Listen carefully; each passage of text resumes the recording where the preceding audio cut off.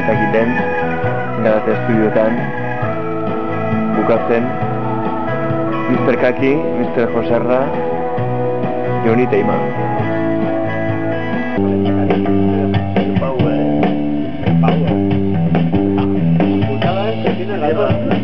Sartu alo amistoso zena balea. Pedala sartu alo amistoso. Jan bizkun zibizari garen harria.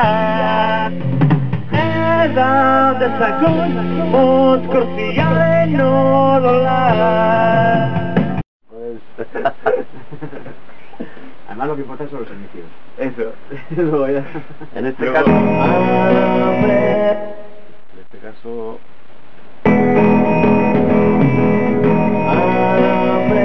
Oyes la guitarra y parece que es una canción, porque va cuadrado. Es más, si la quitas, no binario.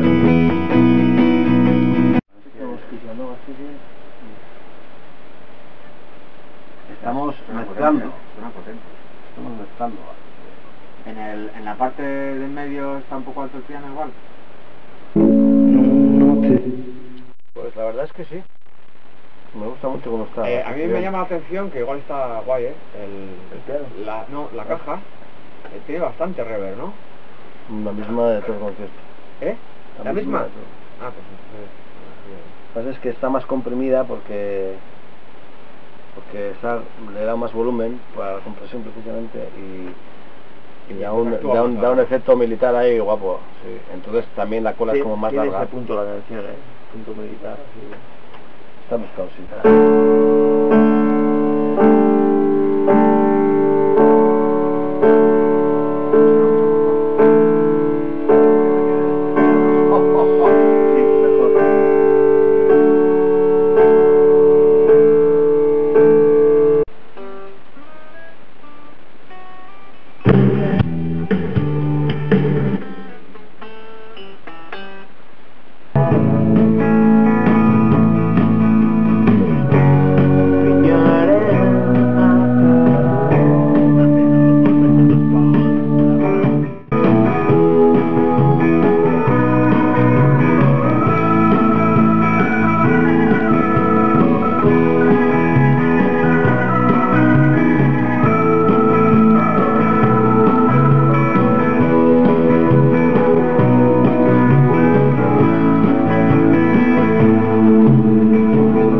Bukatu dugu Iriemaren Izkinak kantua nahaztear.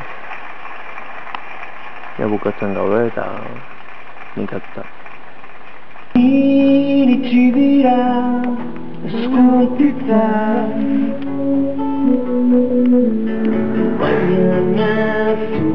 Beatles. Oiken Beatles, forever and ever together.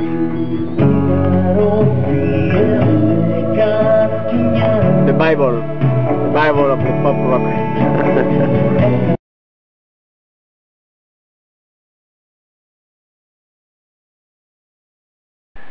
Una canción de los discos. La primera que grabé con vosotros, o una de las primeras. Daukat Manifestuary.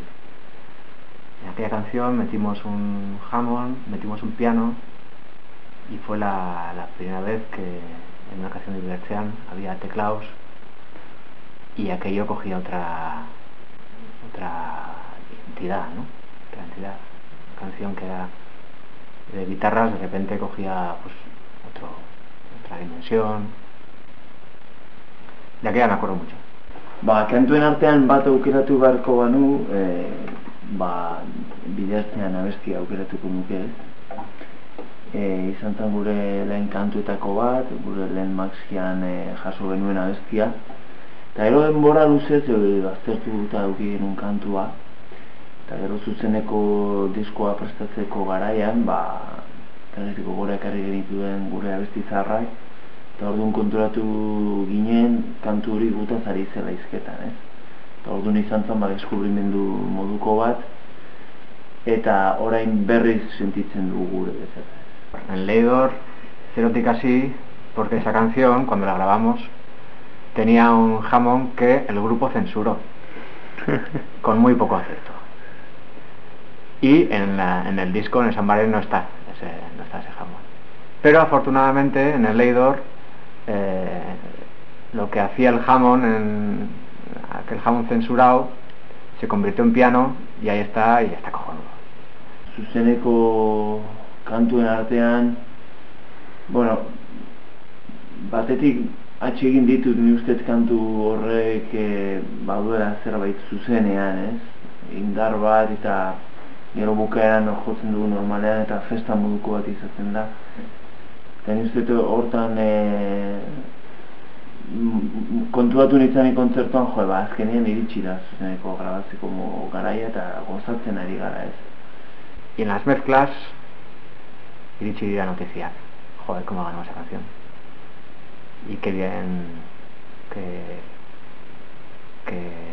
fácil suena, y cómo suena todo el grupo, suena muy libre, muy bien,